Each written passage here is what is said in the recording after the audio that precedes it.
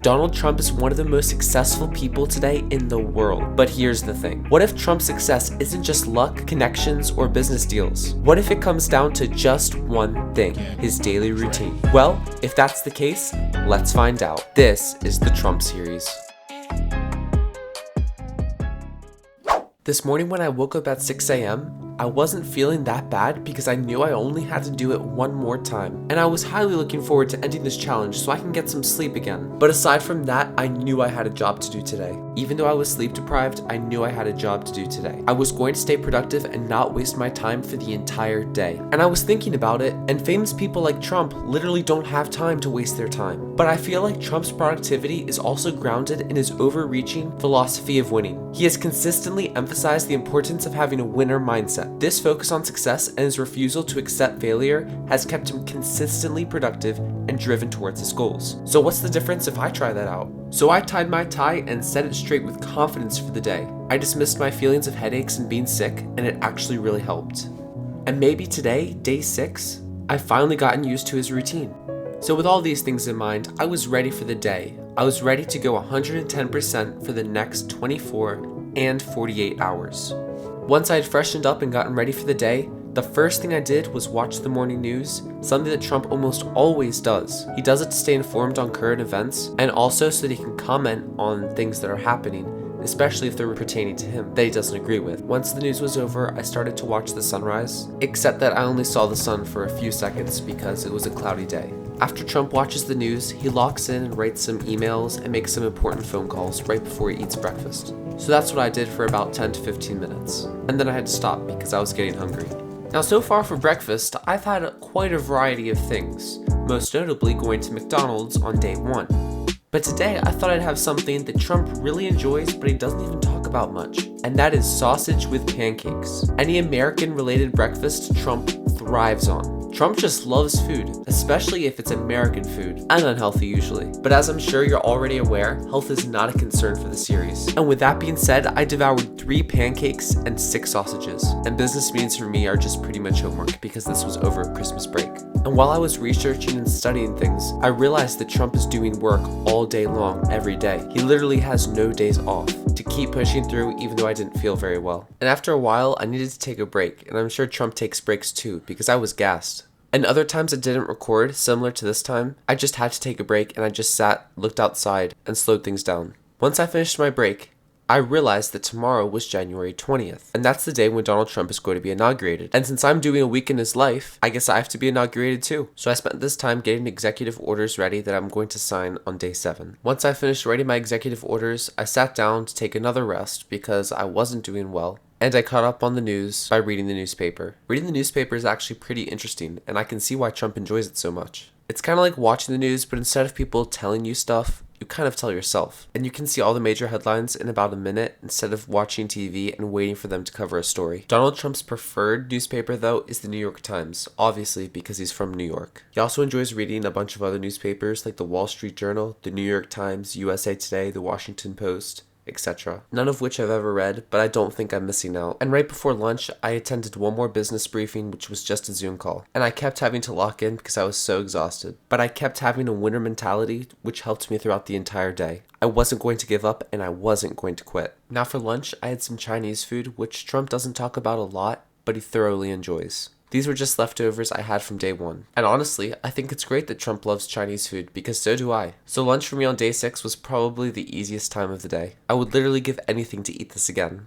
And once lunch ends, Trump goes right back to watching the news to stay informed on the events that are happening of the day. Whether it's updates on things that have already happened or things that have just happened. And Trump is very much a consumer, so he intakes so many things. And while I was watching the news, I didn't get sleepy because I already have been the past few days. So I was debating whether I should have a nap or not. But I decided not to. I put my head down and I kept working and staying on the grind. A 30-minute to a couple-hour nap wasn't going to fix my sleep deprivation. I was going to keep working and working and working for the next 2 days. Trump has even been reported by his family members to not sleep for 48 hours straight. And so with that in mind, along with the winner mentality, I was ready to fight my sleep deprivation. And the thought of being able to sleep in just 2 days helped me even more.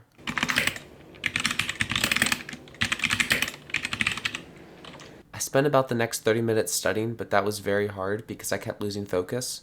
So then I got distracted and started researching the country of Greenland, which Trump wants to buy. And the ironic thing I learned about it is that it's not green very much at all. It's just mainly icy. Once I finished researching Greenland, I made a few phone calls, something that Trump does throughout the day, but mostly in the morning and in the afternoon. For me personally, phone calls are my favorite form of communication. I just find it very fun to talk to someone on the phone. And something that's made it even better is that every time I make a phone call from now on, I always feel important. And once again, after the phone calls, my energy from those was short-lived because I was debating whether to take a nap again. But I fought the temptation. I fought the natural urge. I stayed unhealthy and didn't take a wink of sleep. But it cost me though, because as soon as evening was rolling around, I started walking around like a zombie. My hope was that I would be able to be awake tomorrow and that I wouldn't sleep the entire day away. Now with that being said, it was getting early in the evening, so that meant it was time for dinner. I had some chicken with some stuffing and cranberry sauce with broccoli. And Donald Trump likes any type of chicken, especially KFC chicken. Along with KFC, he is known to have been a big fan of Chick-fil-A chicken as well. I mean, who wouldn't like Chick-fil-A? Their stuff is delicious. After I devoured my dinner, I went straight to the TV to watch the news, and honestly not much has been on today other than news about the California wildfires. It's a tragedy that happens too often. I feel like California is always in an earthquake or a wildfire. Then after watching the news, I switched my activities and watched some exciting college football. Watching college football and UFC fights are two of Donald Trump's favorite things to watch, and he usually watches them after the day if he has time in the evenings. And once I got bored from watching college football, I was literally like, I literally can't do this any longer. And since it was 11:45, I knew that it was time for bed. So I wasted no time in taking off my Trump suit and putting my pajamas on, especially because I knew I had planned a big day tomorrow, and it was also day 7 of the series. I was going to end the series with an absolute banger of an episode. Aside from that, my circadian rhythm was cranking 90s, especially because it was 10 of 12. Now I won't lie to you, this is one of the most tired moments I've been in my life, and nothing felt better than a warm, soft bed. Even if I didn't have a bed, I would lie on the cold floor and literally fall asleep. It didn't matter where I was. Standing, sitting, walking, I was going to fall asleep. So I threw on my pajamas, hopped in bed, and I had this to say. End of day 6 for the Trump series, and this is me at midnight right now. And I'm not doing well, so I'm going to say a few things and then shut off the camera because I have to sleep. I was thinking about it today, and Trump has obviously gotten into the habit of going to bed late and waking up super early. Now, in my opinion, that's not a good habit, but for others who can do that, it's a good habit for them. What I'm trying to say is that you should develop good habits, especially if you're young, because they will stick with you. For example, when I was younger, I got into the habit of brushing my teeth at least once every single day, and now I'm 17 and that's still stuck with me. And I feel like having good habits prevents you from making bad choices. For example, if you know you're going to do something at a certain time, there's no need for any distractions because you know you're going to be doing it, and you're in the habit of doing it. And that's kind of like Trump with going to bed late and waking up early. And of course, some people can eat the way he does and have his routine and they'll be fine, even though it's not really healthy. Some people can get 4 or 5 hours of sleep and they can run on it consistently, whereas I need at least 7 or 8, and I've been getting 5 to 7 the past few nights. And on top of that, I've been eating terribly too. So yeah, that's my little rant I have to say about good habits. If you enjoyed that rant and learned something new about having good habits, let me know in the comment section. And that's it for day 6 of the Trump Challenge. 1 day left, Inauguration Day, where I'm going to get inaugurated. I'm going to sign a few fun bills and executive orders, and it's going to be great. I also have a ton planned for tomorrow, so stay tuned for that. But until then,